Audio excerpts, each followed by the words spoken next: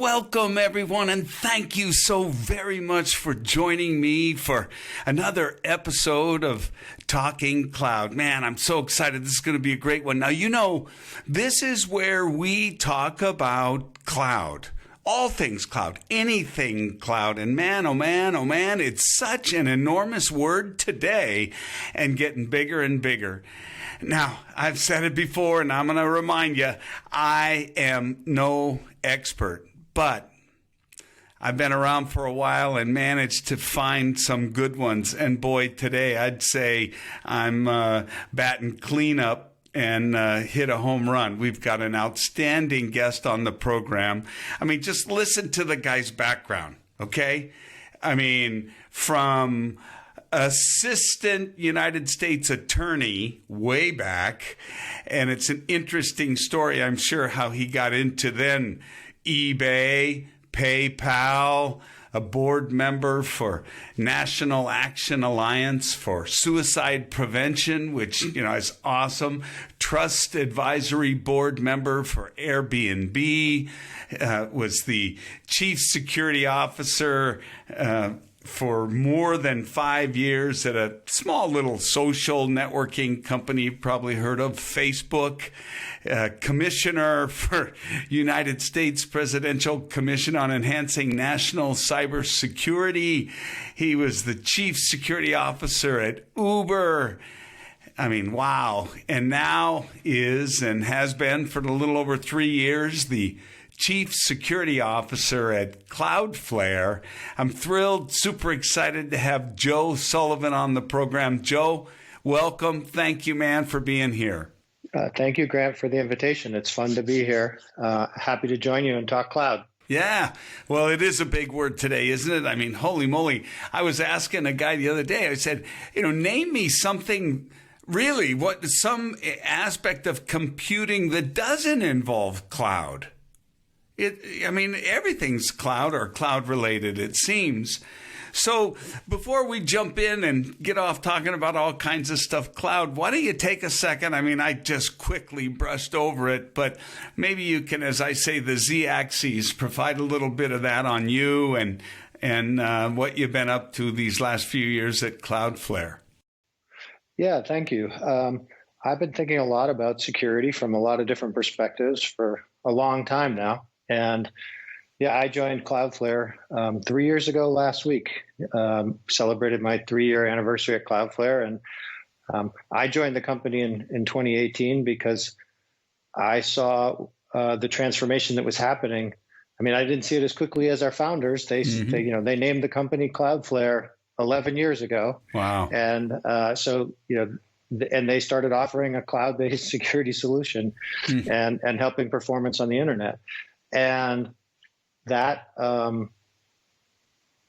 that's carried the companies forward to today. And it's been an amazing ride for me. I was privileged enough to be early at eBay and see that company grow up, and then Facebook and see that company grow up, and then Uber and see that company grow up. And now I have that front row seat at Cloudflare, trying to help that company grow up. And the company has grown so much over the last 3 years. We went public in the fall of 2019. That was a great experience. And then, probably the silver lining of the pandemic was that the internet stood up and kept everybody connected. Right. We almost took for granted that we had a level of connectivity as we all got stuck in our homes, across the planet. Mm-hmm. We all were able to stay connected and work. And like my CEO likes to say is, the internet was this, the hidden hero of the pandemic, and that it kept a lot of us able to function and a living and everything like that. And certainly the fact that a lot of our technology was in the cloud rather than in our own private, cabinets at our own offices made that a lot easier. Yeah.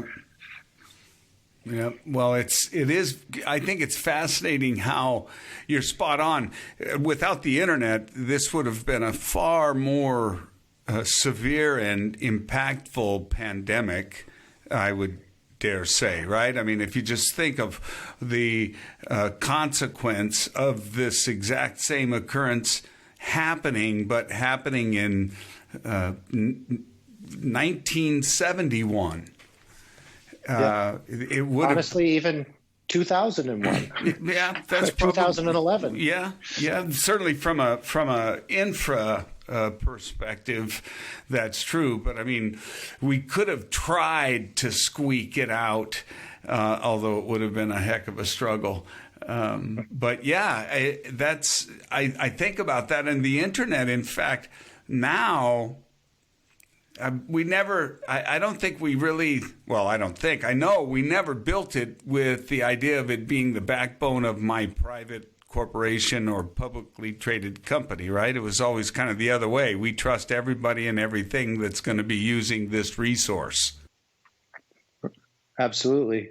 We all like to look back at that history and marvel at how it evolved from, a communication platform, a way to connect people who are all trusted inside a group to, everyone in the world being able to interact with each other, for better or worse, and all the things that come with it. You walk through my background, and, what I've seen in the world of security is, there's the technical side that's getting a lot of the news right now, but there's also been the social impact side of harm that's happened with the advent of the internet.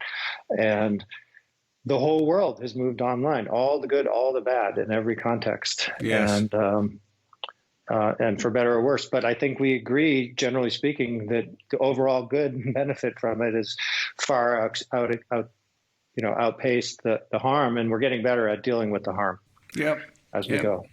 And, it's interesting, Joe, I spoke on a webinar this morning, actually, for the DC area, although anymore you're speaking on a webinar for whoever joins from wherever they are on the planet. We had quite a number. But one of the questions after the discussion, and it was talking about resiliency in the cloud and how to build towards it and strive for it. And there was a question related to this zero trust and how it took, I think he cited Google and Beyond Trust taking, several years to implement, and is it worth it? And, my reply, and I'd be curious to hear what you think, was, short of taking what I refer to as the Etch-a-Sketch approach, which you have to be old enough to remember that toy from the old days that you'd turn over and shake, and anything you had scribbled on the screen had disappeared completely. That's about the only way we could really get to rebuilding a complete zero trust environment, right? I mean, anything else is going to have to be some transition from one to the next, isn't it? Yeah, zero trust is an interesting concept. I think it's here to stay. We saw just a couple of weeks ago, the Biden White House put out an executive order on cybersecurity. And to me, that executive order was really interesting because it had two things in it that you don't typically see. And they were in the same category, which was the executive order was prescribing specific security kinds of solutions. And so one was about, multi-factor authentication, which we can put aside for now. But the second was the executive order specifically used the phrase zero trust and said, I want, the president of the United States wants the federal government of the United States to move towards zero trust. And that is a recognition of what I think Google was talking about when they launched BeyondCore a decade or so ago, maybe more than a decade ago now, which was the recognition that when we all have these laptops that connect to a Wi-Fi network that connects us to applications that are running inside servers. And the recognition was that you could not, as an organization, fully manage and create a shell around the laptop to the Wi-Fi, to the network, to the application and the server. Mm-hmm. And just make sure that nobody except for our inside group can touch all those things. The reality is that we use those laptops to connect to our personal emails and our social media accounts. And so malware can quickly end up on our laptop. And then even if it doesn't, when our laptop connects to the internet, it's going through a Wi-Fi network that we might not trust. And so traffic can be tampered with or interfered with or intercepted. And then when it gets to the application that's sitting in a server, that application is internet facing as well now. And so if it's internet facing, that means that that whole server is internet facing. And that means that whole machine is susceptible to compromise as well. And then, the person's connection to that application is also connecting to a bunch of other different applications, now like hundreds. And as a result, you have to kind of think about it. You have to have that mental model that I'm not going to 100% secure that laptop. I'm not going to 100% secure that application.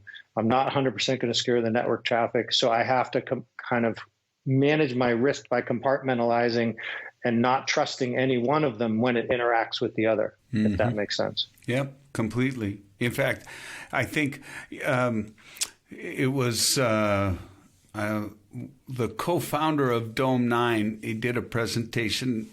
This was a year or two ago, and it was titled "The Perimeter is Dead.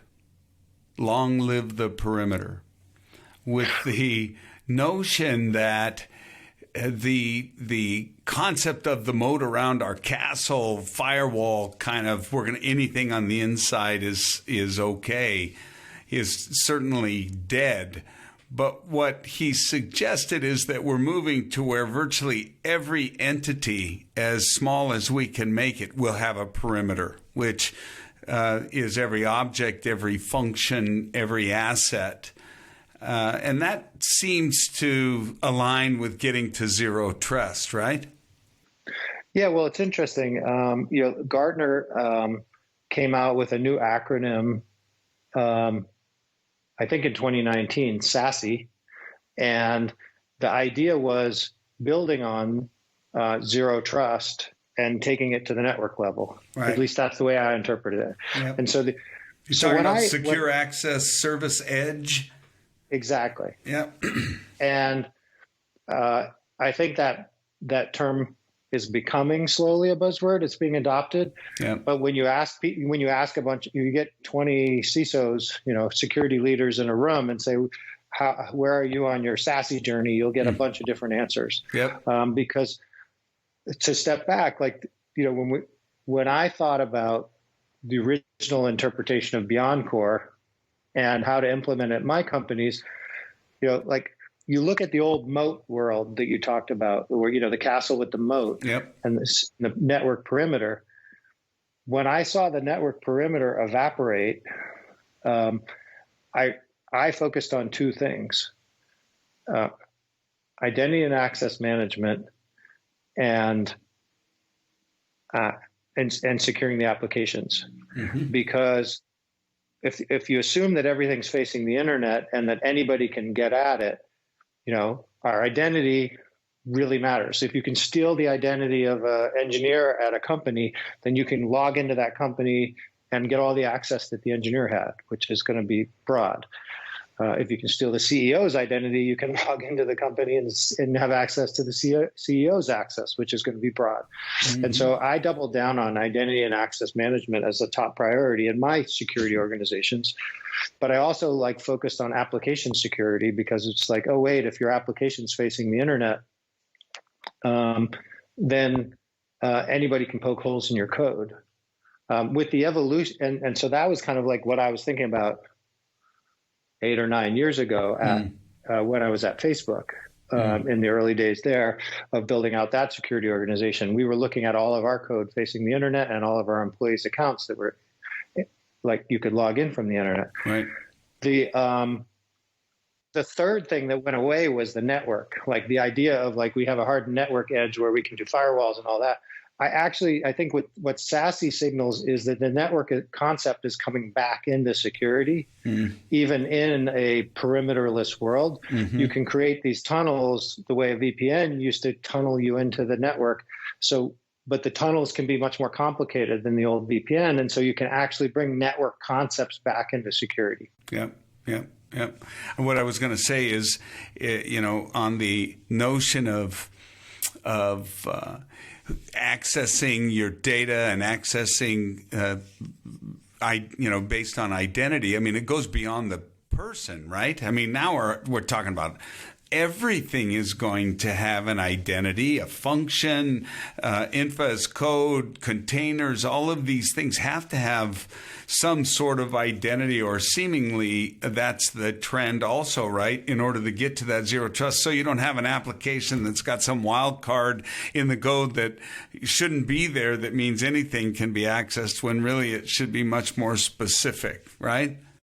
Exactly. There's a phrase that we've used on the teams that I've been part of called service to service authentication, which probably, didn't exist a long time ago, because if your services were all running inside like a secure network, you were not so worried about them. Mm-hmm. But now that we've learned things like, I don't know, in the Snowden documents, this suggestion that the NSA compromised backhaul data traffic between Google data centers, which was not encrypted because, in the old days, Google thought of like, oh, it's just traffic going between our data centers. That's right. Not going across the public internet. That doesn't need to be encrypted in the same way that like sure. Efficiencies, right? I mean, they could shovel that stuff a whole lot faster if they didn't have to bother with the overhead of encrypting. Right. And so then we learned from that we all need to encrypt our backhaul traffic because it's exposed to the internet. Yeah, it's extraordinary. You talk about identity and access management. So I'm looking at, and you've likely seen this. It's I think a report on the the Cloud Infrastructure Entitlement Management Vendor Landscape and Adjacencies. This is from a Gartner report. But I'm looking at it and I'm just thinking to myself, because I too, like you, I was in IoT security for about 2+ years, and then I went over to Dome 9, and this was in almost the same as you. My anniversary was on the 1st of July for Dome 9 2018. 3 months later, Checkpoint bought them. And this was, frankly, I don't honestly remember CSPM even being an active acronym at that time. And arguably, Dome 9 was the granddaddy of that space. They were doing it before it was called that. But now I'm looking at this chart, man, and it's got CIEM, Entitlement Management, CWPP, which is Workload Protection, CSPM, which is Posture Management, CASB, which Access Security Broker, and then SSPM, which is SaaS Security Posture Management. And that's the way they've diagrammed this. They've divided kind of top left corner, lower right corner. So a triangle, top right is the cloud security. Bottom left, it's all identity access management and privileged access management and identity governance and administration. And it just blows me away how this has just expanded so much and has so many little nuances in terms of the functionality. And I'm still wondering, how do you control, if you've got an S3 bucket that's getting used by 500 different things, apps, people, resources, assets, how do you know if something changes and who's using it now and for what reason? Right. That's that's the ultimate question, right? We talk about the migration to the cloud, and people talk about it in terms of compute and storage, typically, right? Right. But that was the easy part, and the hard part was what's been happening next, and that's where like companies like mine, Cloudflare, come in, because we're providing a bunch of those other layers of the cloud infrastructure for companies, and those they didn't move when they moved the storage and compute to the cloud first because of the perceived efficiency, convenience, and convenience, and being able to I guess back and you looked at the old like on-premise team at your company, like 80% of the staff was probably dedicated to the storage and compute side of things, and more than 80% of your cost. And so moving that to the cloud, like phase one of moving to the cloud, was the easy part because like economically it made a lot of sense for companies and it was more efficient for them. Early days of Dropbox, right? Remember when Dropbox was like, what? I can have this storage up in the cloud and it's free? I just have to give them my email address?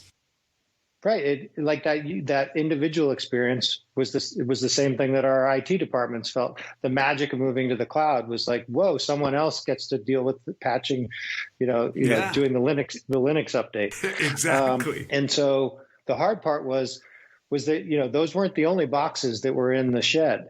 There were also, the load balancers, the network intrusion systems, the identity and access management stuff, all of the infrastructure as a service stuff that we're starting to talk about a lot more now that, that my company provides, that some of the other companies provide.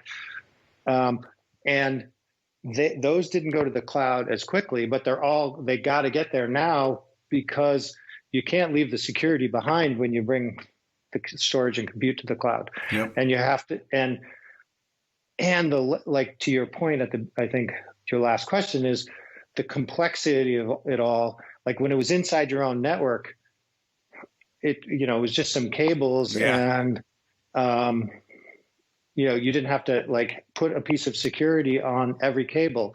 Now you have to basically think of every connection as a risk. Yes.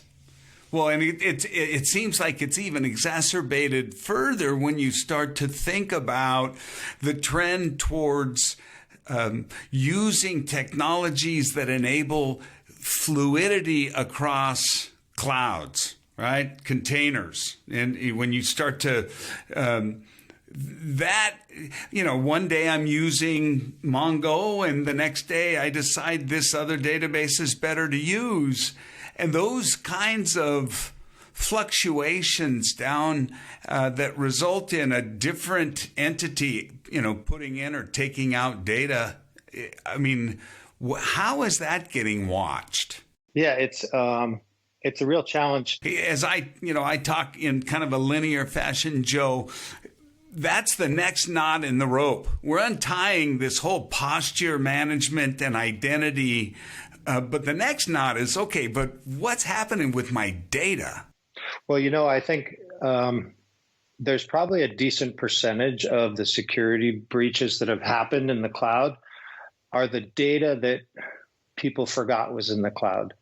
What I mean is that it's like old backups, it's the old format, it's stuff that like the team moved on to the new hot thing and they forgot that the old stuff was still internet facing. Right. And if it's internet facing, it has to be maintained forever.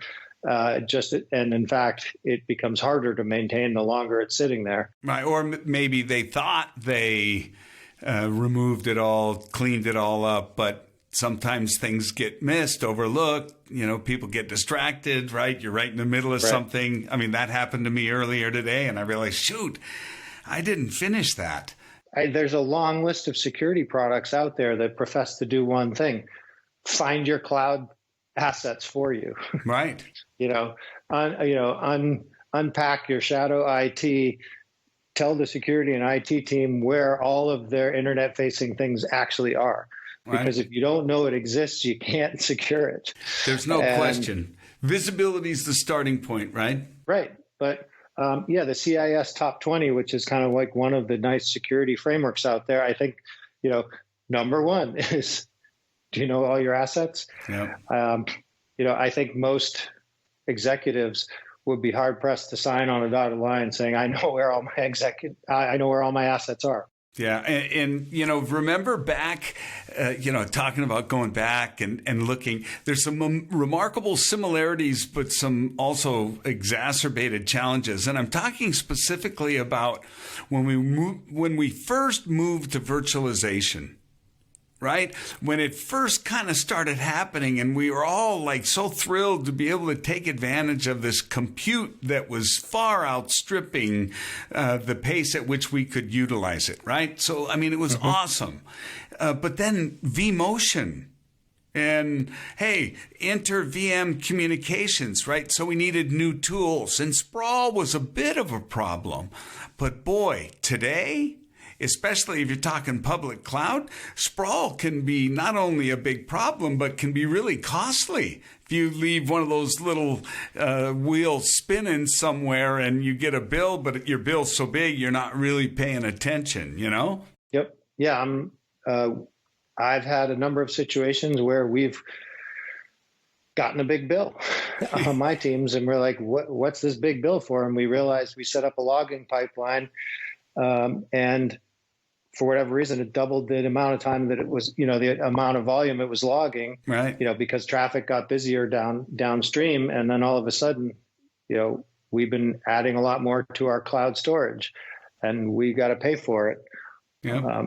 And, it's funny. I talked to a CEO of a security company last year, and they make a network appliance that kind of a network intrusion system. And he said their number one feature request that they get isn't like add better analysis or add better ways of logging. It's add better ways to trim out all the logs I don't need because my customers care more about my cloud storage cost that I'm causing them than they do about the other features of my product. Wow. Yeah. Well, it's funny.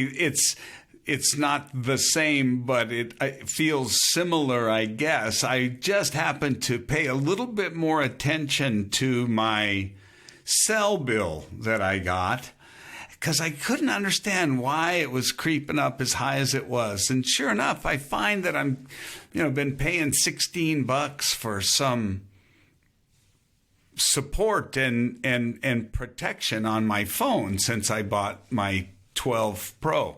Never asked for it, never wanted it. So it's obviously a little bit different, a little slamming going on.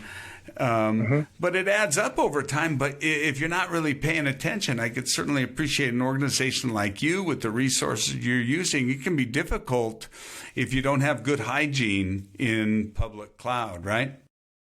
Yep. Sounds like the conversation I had with my daughter. Because of the Google Fi account, she's running up data cost on her European trip right now. Oh, so you're feeling it, huh? It's the exact same thing. The more data you use, the more you pay. Yeah, that's unbelievable. So as I was reading some recent stats about the overwhelming percentage of people that are using multi-cloud. That's kind of foregone. I think any of these vendor presentations that start off and talk about that kind of journey of, hey, we're going from cloud to multi-cloud, it's so Captain Obvious. We were talking a little bit about the data, what I think is kind of that next knot. Any words of wisdom or insight that maybe you can provide for our listeners on the things you'd, really recommend people do first before they move too fast in the cloud, or maybe pay special attention to? Got any recommendations? Yeah, there's one thing I learned about a long time ago: egress fees. When you put data, when you put a bunch of stuff in that Dropbox account that you talked about, you didn't get charged to take it back out. But like the incentives aren't always aligned in that regard. And so if you want to like when we go into the cloud, you have a tendency to go in with one provider first and then assume that you're going to be able to add more over time. And so you need to think through not just getting set up with that first cloud provider, but how is it going to work with the other ones down the road? And can you seamlessly move data back and forth? My company, we've been part of something called the Bandwidth Alliance, where a set of cloud providers have basically agreed that you can move data between them without incurring massive fees. I always remember one of the fun projects I got to work on in my time at Facebook was we acquired Instagram, and Instagram was running entirely on a public cloud, and we migrated Instagram onto the Facebook infrastructure. A lot of people don't really appreciate this about Facebook, but one of the things that I always consider the greatest asset at Facebook was the infrastructure that the infrastructure team led by Jay Parikh had built there back in the day. And it was just like it was like running a global CDN like Cloudflare just for Facebook, and running, giant data centers that could do all the compute and the storage just for Facebook. But then when the company acquired Instagram and WhatsApp, everybody talks about the competitive advantages and things like that, and the antitrust stuff that's going on. But to me, the fascinating stuff was the technical side of it. I think that Instagram was able to move onto the Facebook platform and execute really well on the product side because they no longer had to worry about infrastructure. It was like, but they had started in a public cloud and they moved over to the Facebook infrastructure, and we had to do that migration. It was crazy, challenging, and to extract all that data from a public cloud. Similarly with WhatsApp, I always remember that, the WhatsApp logo has a phone on it, but you couldn't actually call someone with WhatsApp until it moved on to the Facebook infrastructure. Oh, really? So, there's a value in having that like strong infrastructure that you can leverage, if you're a smaller business, and that's what the public cloud stands for. But you still have to think about your cost of moving. And so the second question I always have is like, have you thought about egress? And then have you thought realistically about how it will actually work in multi-cloud when you're going to do things like advanced data analytics? Like, can you do data analytics against data that's stored in two different clouds at the same time? Right. How are you going to do all that stuff? It gets pretty complicated pretty fast. Pretty important to aggregate that stuff, right? I mean, but the problem, and tell me if I'm wrong on this, but two cloud vendors, pick them. They don't always take the same identical path to summit the mountain, and so consequently, it's sometimes difficult to line them up exactly the same. Right, and you're going to have to deal with the issue that your engineers on your team have biases based on their prior experience. Someone who's worked on one public cloud environment is really comfortable there. Right. I hate to say it, but none of them have the best documentation. Because it's all evolving and they're launching new layers of their products all the time. And so, engineers who've worked on, migrating to GCP and spent a bunch of time working there are not necessarily going to be super comfortable jumping in and working on Azure cloud stuff. Right. Because it's slightly different, like you said. Yeah. Well, I think over time. It doesn't. The other thing about it, even from a security and controls perspective, and APIs available, they don't line up one-to-one, A to A, all the way through Z, and do exactly the same because they're different. I mean, I don't know. Last time I checked, I don't think Amazon AWS has Active Directory or cares nearly as much about it as Microsoft, right? So It just really, and the same thing is true about trying to design and enforce any controls. and if you're bringing them from on-premise and all of the things you did, I mean, you can't just map it one-to-one. This is why I've heard over and over that one of the big mistakes is to go into the cloud saying, well, when we had it on-prem, we did it like this, so we'll do it the same way. Is that fair to say that's a wrong approach? I think you're spot on. What I've seen over and over is people who have assumptions about the way things worked before going to be able to work that way now are the ones that have the biggest headaches down the road. Yeah. It truly is a fundamental, because there was a casualness that came from having that network perimeter around what you did inside it, that, a whole generation of technologists have had to adapt to a different world now. And you see it over and over again.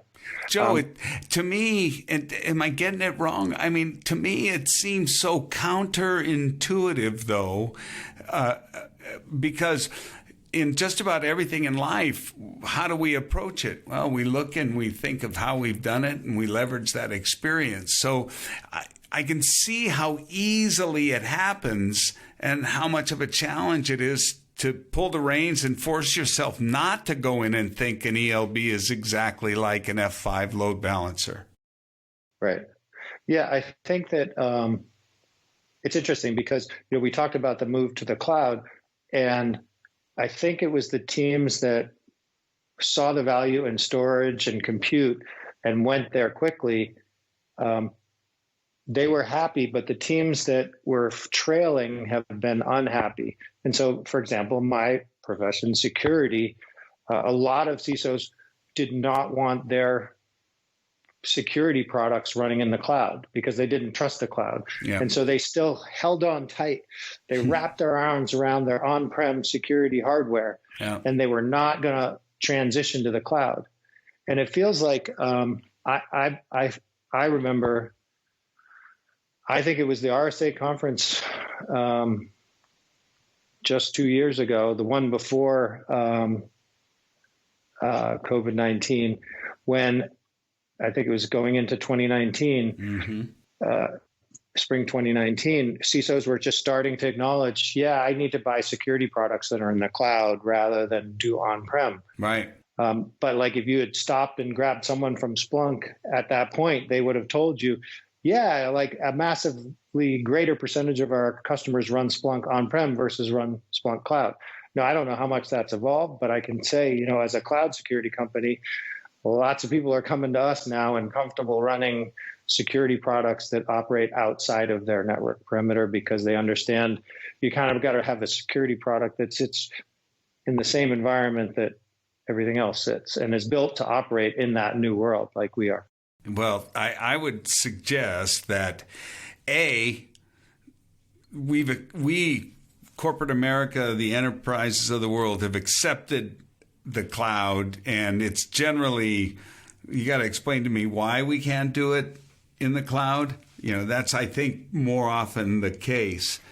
And I think also we were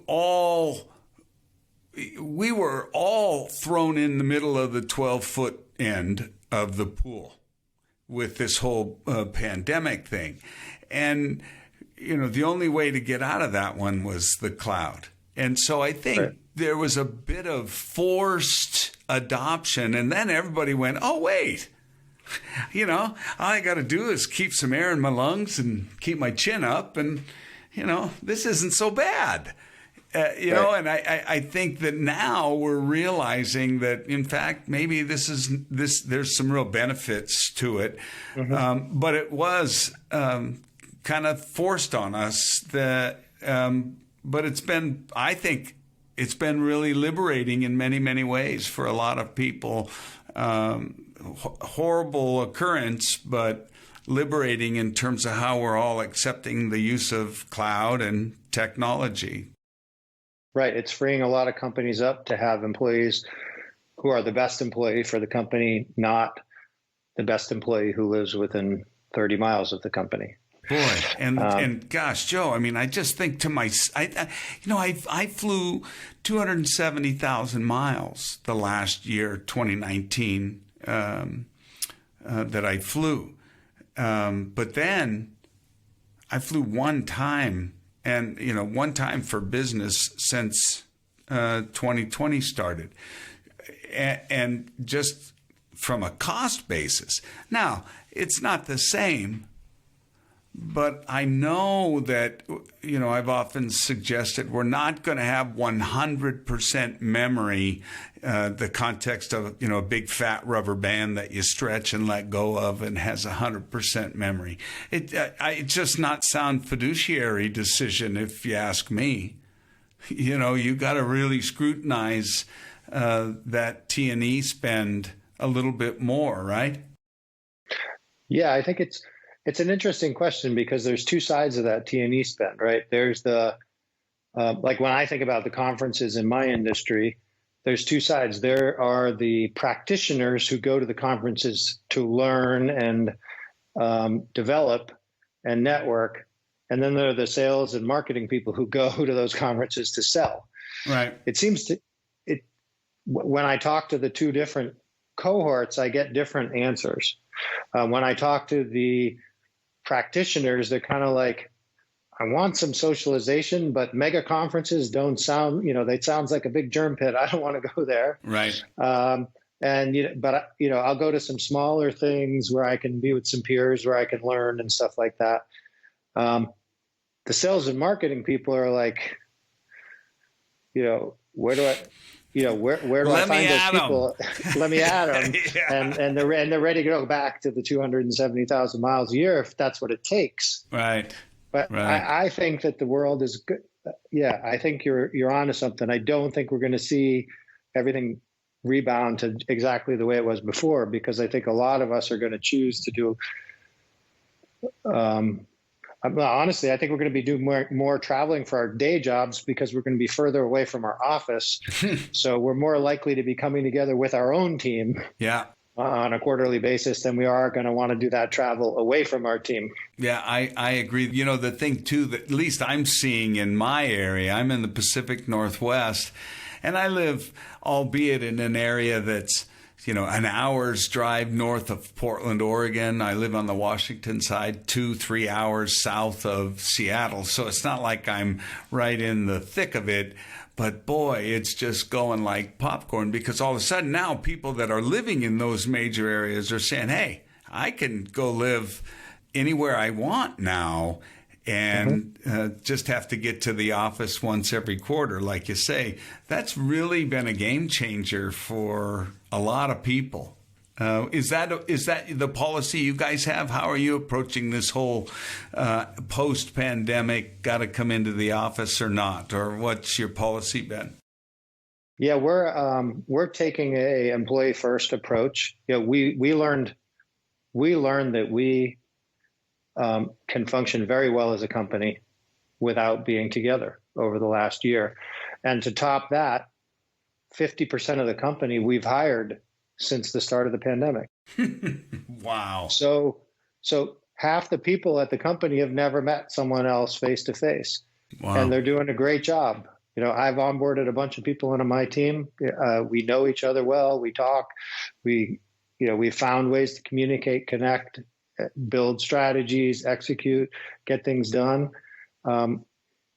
We all want to get together with each other. Like, nobody on my team's clamoring to go to a conference. They're clamoring to get together with their teammates. Right. And so when we do get into T&E, it is going to be, team building, quarterly get together, that whole, strategy for the next year. Strategy, exactly. Yeah.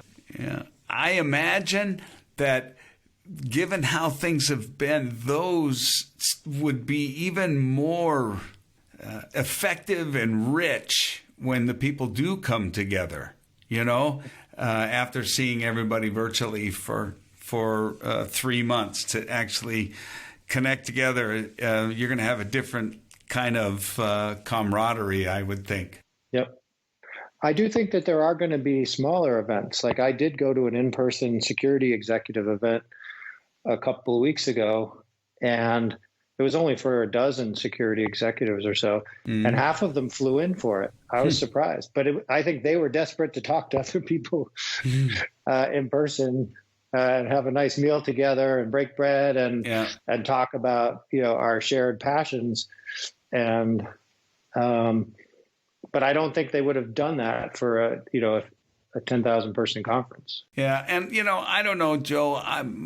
My sense is, and I've had the wonderful pleasure to talk to a lot of CISOs, a lot of executives, and my sense is the greatest benefit you get isn't getting bombarded by every booth that has a babe or not and is handing out the literature and has a juggler or somebody on stilts or any other myriad of attractions. But the benefit is when you can go and have a conversation with a peer, when you can go and meet with a group of your peers and have a discussion about Sassy and what are the trends you're seeing, and maybe even get into, have you had an experience with this or that approach? I've always heard that's what is most enriching for guys like you, not going and walking up and down the aisles and having people shaking literature at you. Yeah, I think you're exactly right. I've attended or led literally dozens of those smaller group sessions over video conferencing over the last year. I did one this morning with a group of CISOs in the Atlanta area, where we had a topic and we spent an hour going deep on it, sharing best practices with each other. And I'll be at an in-person CISO dinner tonight where we'll be doing the same thing. I seek out those kinds of information sharing, best practice sharing environments much more than I have any interest in going to the big conferences. Yeah, I can totally understand and appreciate it, and makes a lot of sense. And the fact that the sales and marketing are ready to go jump into the pool with 50,000 of their closest friends doesn't surprise me either. Yeah. Joe, thank you, man. This has really been terrific. I want to be respectful of your time. I don't want to take up too much of it, but I've really enjoyed talking with you and really appreciate your words of wisdom and just spending so much time with us today. So thank you very much. Thank you very much for having me on the program. We'll do it again, I hope. And again, thanks so much, Joe. All right. Looking forward to it. Take care. Okay, ladies and gentlemen, we got another one down. That was an awesome one. I really, really enjoyed that. Keen insights, good recommendations, definitely talking cloud. And I want to thank you all very much for listening. I hope you like what you're hearing. Tell your friends, share, subscribe, and we'll look forward to having you back on the next episode of Talking Cloud.